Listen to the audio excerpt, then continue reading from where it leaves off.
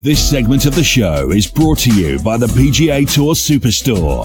See why golfers everywhere are proud to call PGA Tour Superstore their golf pro shop. Visit them online at pgasuperstore.com.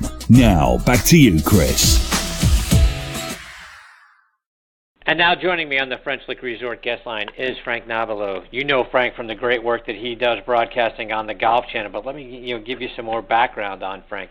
He is from Auckland, New Zealand. At the age of 18, he won the New Zealand Amateur Championship, becoming the second youngest player ever to win that title.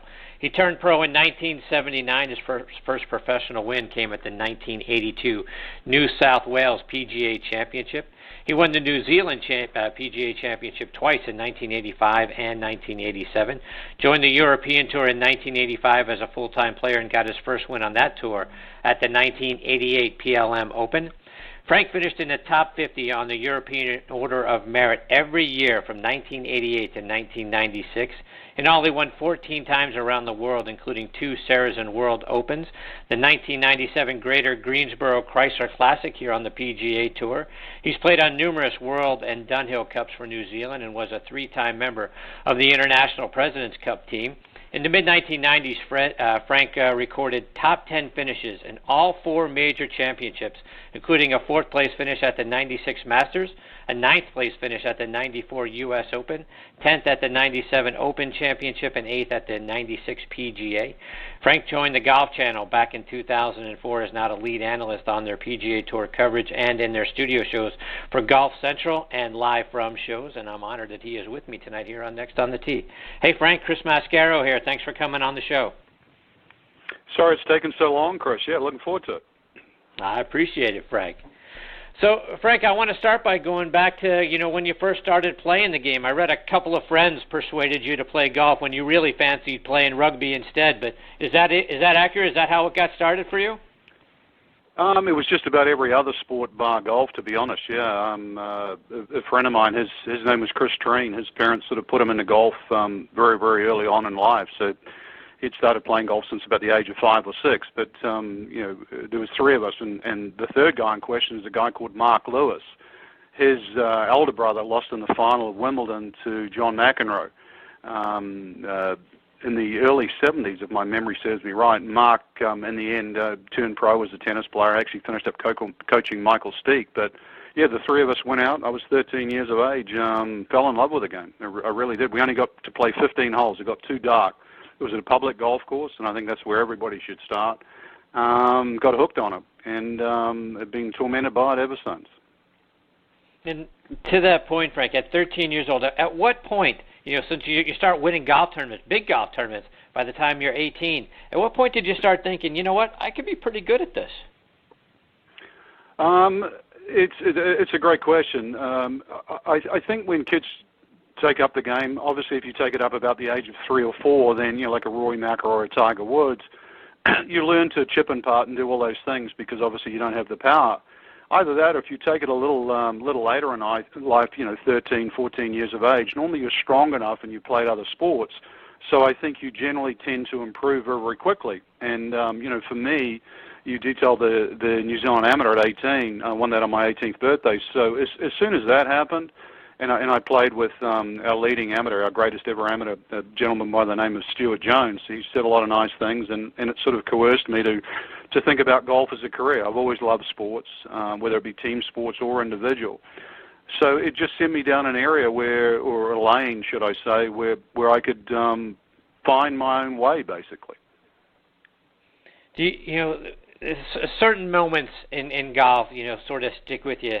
And for me, I always remember the first par I made. I remember the first birdie I ever made. Do you remember the first birdie you ever made? I don't remember the first birdie, to be honest, but I remember the first missed birdie putt, the second hole at Chamberlain Park. And that's a public golf course, believe it or not, where Jack Nicklaus and Arnold Palmer played an exhibition match in the 60s. It was a short, par 3. I remember hitting a wood, believe it or not, because I didn't know how far it went. I hit it to about 4 feet. And, maybe even not even 4 feet, and missed it, lipped it out. So at one stage I thought, this game isn't that hard. And then when I saw the ball horseshoe out, I'm like, maybe it's not that easy. But I'll never forget the shot. I'll actually never forget the missed putt either. But I cannot remember what the first birdie I ever made. You remember your first start out on tour, where that was? Yeah, I do. Matter of fact, I was just in New Zealand. It was called the Hall of Fame. I got inducted into the New Zealand Golf Hall of Fame. I hadn't been back for a while. And I was there actually to work the Asia Pacific Amateur Championship. The winner of that gets a start into the Masters. So that's an initiative that I've been involved in for the last 6 or 7 years. And it was in Wellington, which is our capital city in New Zealand, not where I was brought up. I was brought up in Auckland, as you detailed. But the first ever, I remember in the speech that I had to make that night, I remember saying, thank you for allowing me to complete the circle, because Wellington was a place where I played with my first ever professional golf tournament. It was in 1979. And I'd got to play as an amateur with Billy Casper the year before, also in Wellington. So, for me it was a trip down memory lane. But, it was December 1979. And Frank, you mentioned the Masters, and I love the Masters. I love Augusta National. And when I was doing the research on you, it looked like your first trip to Augusta National was back in 1995. Is that right? And do you remember your first time there? Yeah, I do. I was working with my coach, Dennis Pugh. In those days, they didn't use the top 50 of the world rankings, so you had to get in by virtue of playing well in another tournament. And a good friend of mine now, Ken Schofield, was the head of the European Tour, and he fought extremely hard with the USGA and the PGA Tour to sort of grant at least money list positions for some of the prominent events in America. For example, Faldo didn't play a lot of Masters early on because, or should I say a lot of US Opens early on, because they would only ever take the leader of the European Tour money list. So that year, or should I say the previous year, which was 1994, they allowed the top 15 of the European Order of Merit to get into the US Open. And that was the first US Open I ever played. It was at Oakmont, and I finished up in the last group with Ernie Els on Sunday. Played good enough to finish in the top 10 or whatever it was, and that garnered me an exemption into, or should I say an invitation into Augusta for 1995. I remember going there. I was so excited. I'd heard all the stories that you had to hook it. So I used to hit it with a little cut, so I spent like a couple of months leading up to it with my coach, Dennis Pugh, on trying to hook it. Got there, and before I knew it, I was like hooking. And matter of fact, I think it was the first score I ever shot in the 80s was the first round.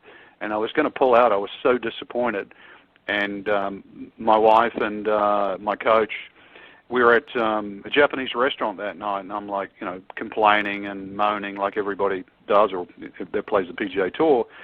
And I'm thinking, I don't want to play the next day. And my coach looked at me and says, you're going to have to. And I'm like, no, I don't. Why? He says, you're drawn with Arnold Palmer. So I went out the next day. I think I shot 73, but I got to play with the king. And I'm glad I didn't withdraw and didn't set a precedent. But and things looked up after that. The very next year, I finished fourth when I came back. Right. And to that point, you finished fourth in next year. What was it like being in the hunt at a Masters? It's great. Any major championship, I'd actually played well in major championships, and I'd played 4 rounds in the majority of the ones that I played in. But that one was abnormal because it obviously involved 2 European heavyweights, or people that played the European Tour that I knew very well, and Greg Norman and Nick Faldo. And I remember seeing Greg on the range just before I was about to go off, and you just wish people luck. I thought he'd paid his dues, and 6 shots, he wasn't going to blow it.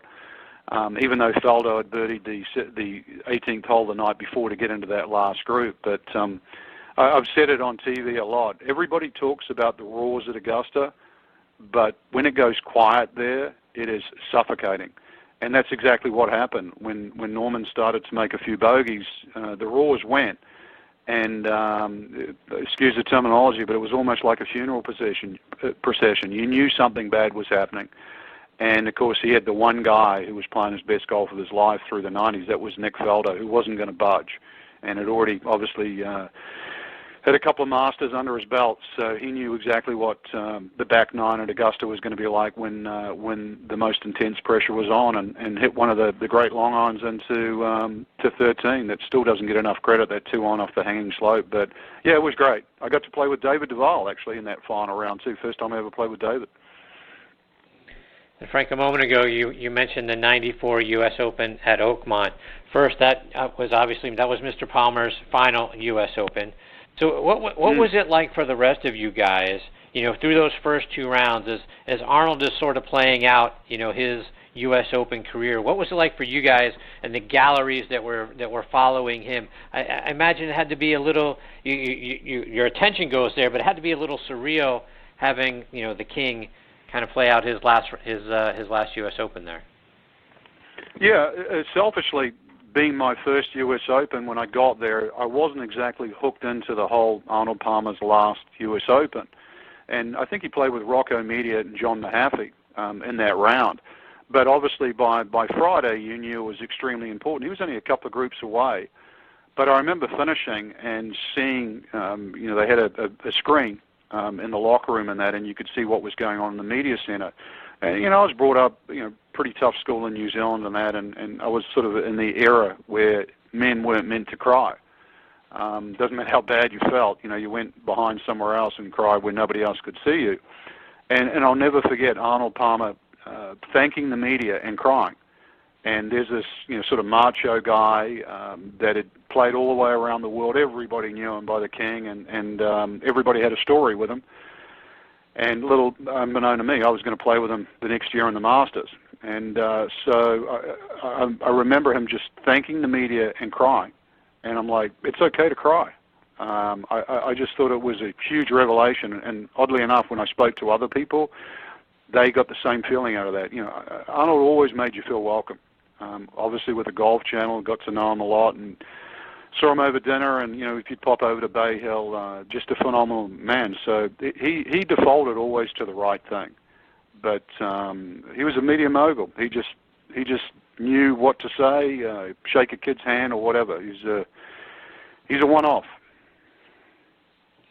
And Frank, the leaderboard for that U.S. Open was amazing because after Mr. Palmer exited the tournament, Jack Nicklaus was still near the top of that leaderboard. Tom Watson was there. Hale Irwin was there as well. You and Ernie Els. What was it like competing with those names being on the leaderboard? It was hard. Once again, not trying to sort of play on the fact that I come from a small country, but you idolize those people. You're waking up in the morning and watching major championships around the world. They were the poster children for the game. If you didn't know who Nicklaus was, you didn't play golf. If you didn't know Arnold Palmer or Tom Watson or Greg Norman or whatever, and also Nicklaus, Norman, their surnames start with N, so mine does as well. So my locker at a major was always close to theirs. So that's where it was surreal. You'd go in and you couldn't avoid it, and that's the Mount Rushmore of golf.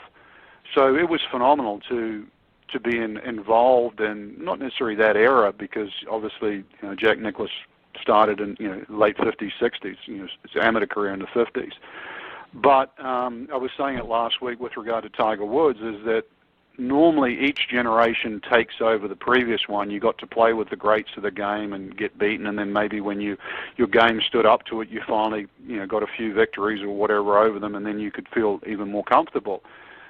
Obviously with Tiger Woods the last few years being injured, this new generation have never really had to compete with him, which is an anomaly with the game of golf. But yeah, so to answer your question, it was phenomenal to look at that leaderboard and basically see on just about every name that I'd respected or swing I'd seen and try to copy, to see them on the leaderboard.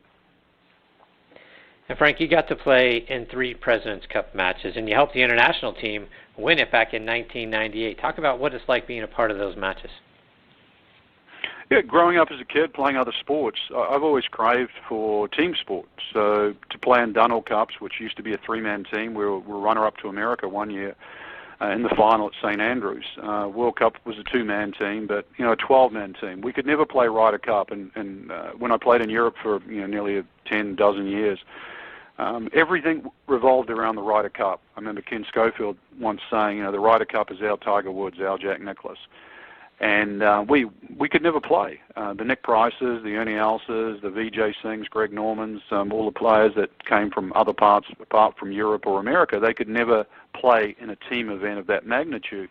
And that's why the President's Cup started. In those days, a lot of the top of the world rankings, there was non-American, non-European players there.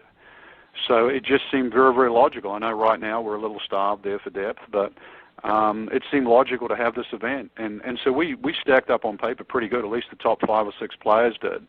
And so to have a chance to play the might of America, it's still one of the greatest things I've ever done. The first one at Lake Manassas, we were like a fish out of water, but we got to go to the White House. And the second one, we were competitive. And the last one I played at Royal Melbourne, we won in a landslide against a very, very strong American team. I think it was a little late in the year for the Americans. They'd sort of gone for a little bit of a holiday, and they probably didn't have their best stuff. But after being beaten narrowly the 2 years prior to that, we had the bit between the teeth. But I'm a great believer in the event. I know people say otherwise, but when they compare it with the Ryder Cup, it's actually, believe it or not, off to a better start than the Ryder Cup was. People just forget that. They don't dig into their history. To the point you made a moment ago, Frank, there was so much talk this year after the U.S. team got off to such a big early lead that maybe they need to change something, change how the event is played. Do they? Does anything need to change? Well, yeah, it's one of those discussions. You can see both sides of it. You've got an exceptionally good great young team now that all sort of grew up to that class of 2011 that we talk about. So much of that team, nearly half of it, is from that. So it's a whole generation that are just used to playing together, and they haven't been beaten. They've had success now in Ryder Cup and President's Cup, so it's a tremendous nucleus. Meanwhile, on the other side, the whole generation of the last 10 years of the Adam Scotts, the Jason Days, they have not had a win. So you've got a generation of people that have not succeeded in that. So it's been tough for them to always try and decode it. The changes to try and make the points a little more like the Ryder Cup. I personally believe if Samuel Ryder was alive and saw the way golf was now, he would agree with like an America's Cup type format, the yachting race, and maybe the President's Cup would be a defender's, a chance for the challenger to play for the Ryder Cup. So in this situation, America would get a bye, and they would be, because they're the holders of the Ryder Cup, and Europe and the rest of the world would play for the right to play the Ryder Cup and the President's Cup. I know why that won't happen. Obviously, Europe don't want to give away a piece of the Ryder Cup. I think the Americans would probably go for it to give them a break. But yeah, it's just a tough time. If you look at the first sort of 25, 30 years of the Ryder Cup, it was extremely one-sided. Actually, the first 50 years were. So it'll take time. When you're trying to put in a lot of nationalities in one team and get them to gel, there's logical problems, language barriers and that still haven't been overcome. That's the real problem, rather than the format. Frank, just a couple more before we let you go. And you're such a talented analyst now on the Golf Channel. You do such a wonderful job on all the shows that you do. Talk about the transition. How did you go from playing the game, out on tour, to broadcasting it and analyzing it on the Golf Channel?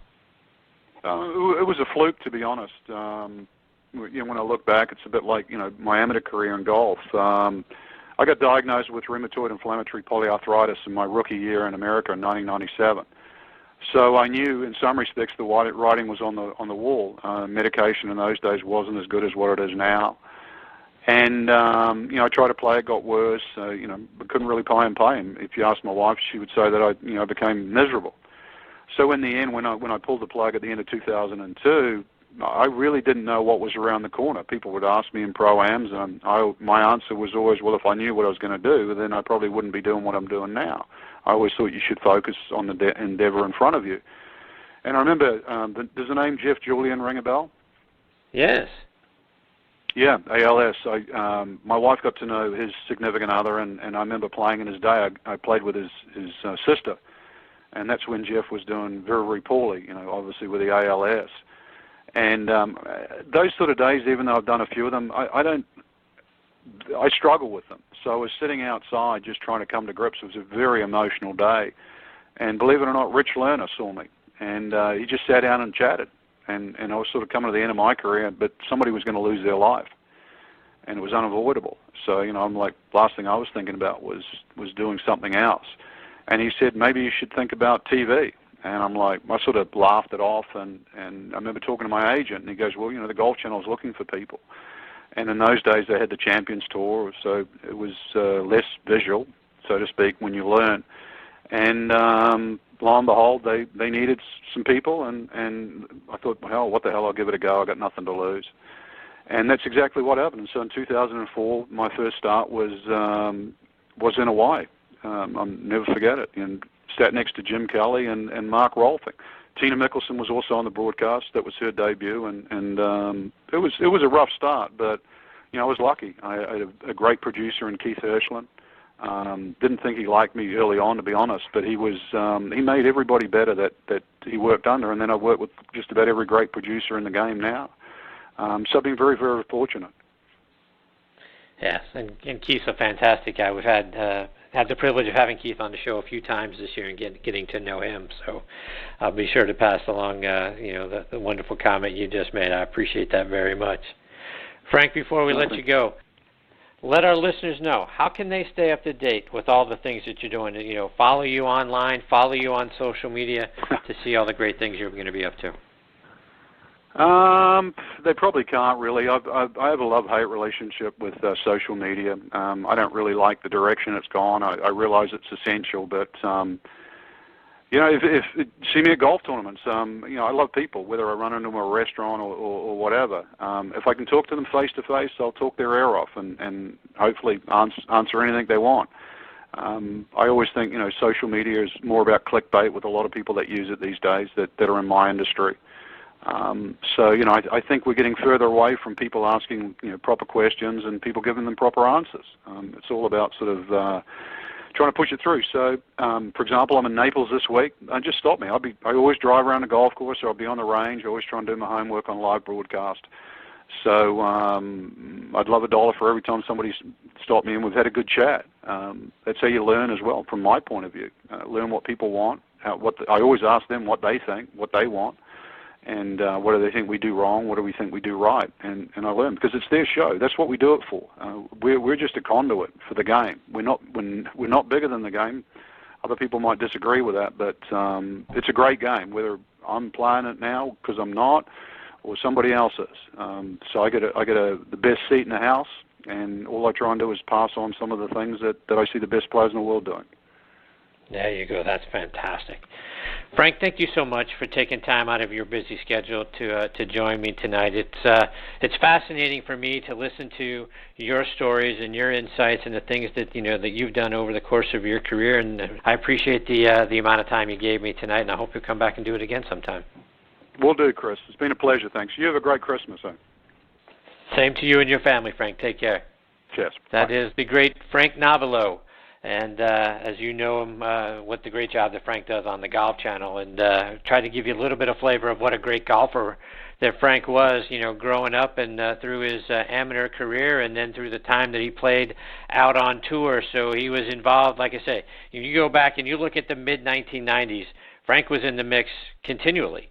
4th at the 96 Masters, 9th at the 94 U.S. Open, 10th at the 97 Open Championship, and 8th at the 96 PGA. So Frank was in the mix a lot and did some great things there. And like I said, continues to do great things as a wonderful broadcast analyst on the Golf Channel. Like I say, hopefully we get the opportunity to have him back on the show again real soon.